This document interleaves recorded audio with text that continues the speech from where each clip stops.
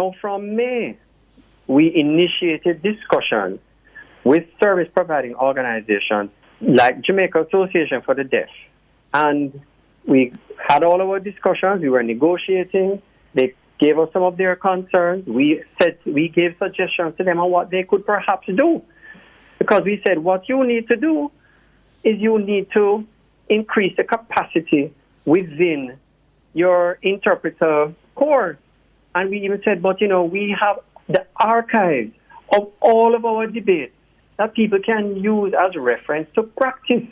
But even with all of the discussions we had, we were not able to come to an acceptable agreement. So the deaf community is speaking out. The deaf community is speaking out about the absence of sign language interpretation at the national debate, emphasizing the need for greater accessibility and inclusion for everybody. Joining us now, CEO of Ready to Sign, Andre Witter, and interpreter, good friend Tony Aiken, join us this morning. Antoinette Aiken, good morning to you both. And thank you for being here. Andre, when you hear what was just said, what is your response? Or when you see what was just said, as Tony interprets? The first thing I want to say, it's impossible to watch archives to be ready for this type of debate. For a political level, it has to be many years of training, many years of experience. You have to remember every year there are new terminologies, there are new things that pop up. Yes, recording will be helpful, but it's not 100% helpful. So to be honest, not many people are interested or motivated to interpret in the political arena. There's only really one person. You have people who focus on different skills such as dancing interpretation and different things. Quality information is what we need so that we can understand clearly. Yes, we have many people who are able to sign, but that doesn't mean that they match the specific areas. It's just like the idea of a doctor. A doctor has many areas, but they can focus on a specific area. It doesn't mean that they can do anything all over the body. So it's the same thing as an interpreter. Is this the major problem? Just an appreciation of what happens in the deaf community and what is sign language?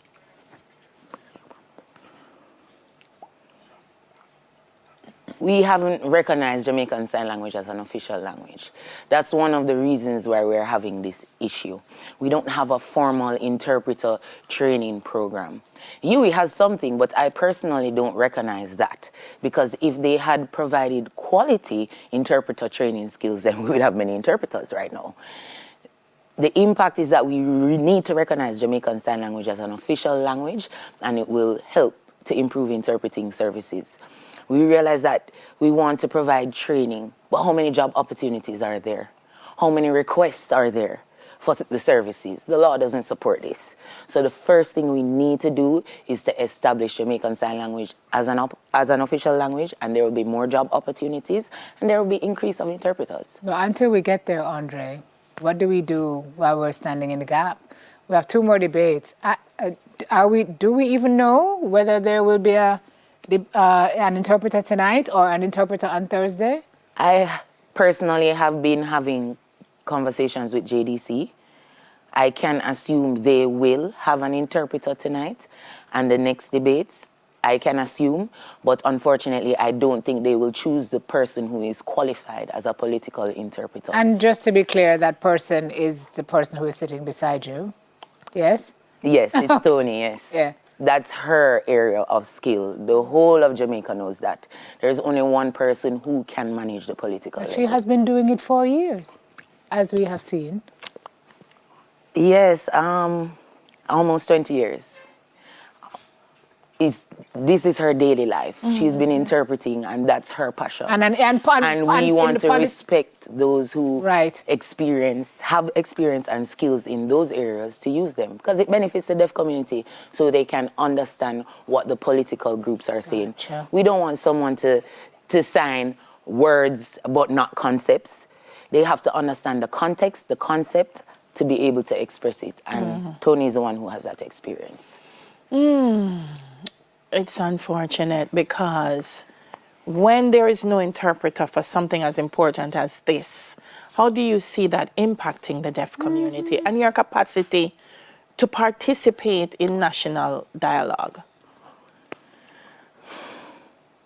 I think it's very hard to explain. First, I think that we're not considered valuable.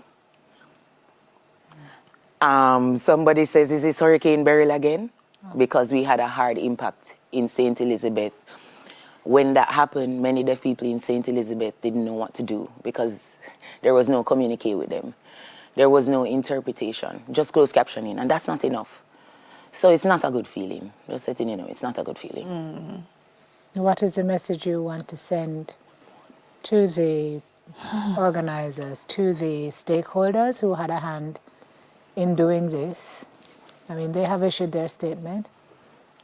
I really want them to remember that we're humans and we should be treated equally.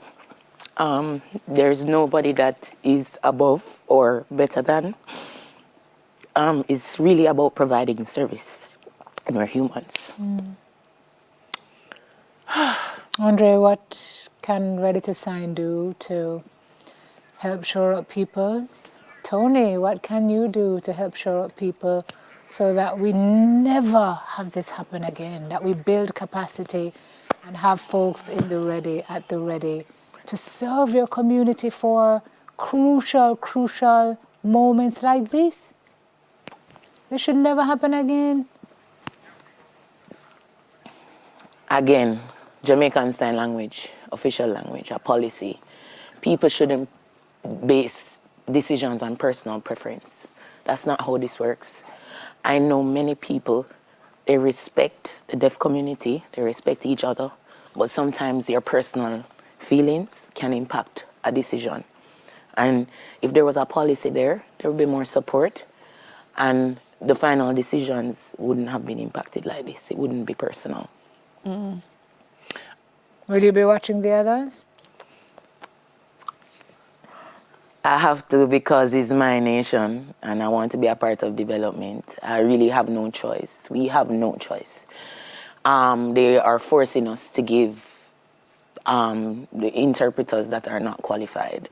So there's just really no choice. And what's the feedback you've been getting from the deaf community? You've advocated your stance this morning. Obviously, you're speaking on behalf of them. But have folks reached out to you, and what have they said? Many deaf people, I really don't want to share right now because if I share, it will lead to a lot of emotions. Okay. So there have been many negative comments. I just want to say I'm befuddled that you would be forced to use people that you aren't comfortable with because you want to gain information and gain access. And this should be the decision of the deaf community who they choose to represent them.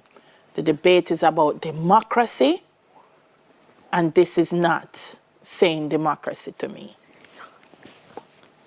I mean, if somebody tells Correct. you they're not confident, they're not ready, they're not, use the person who is, you ought to listen. That really is I don't know. Agreed. I don't know. All right, we gotta go, guys. Thank you, Andre. Appreciate your very Thank you. advocacy, sharing with us this morning.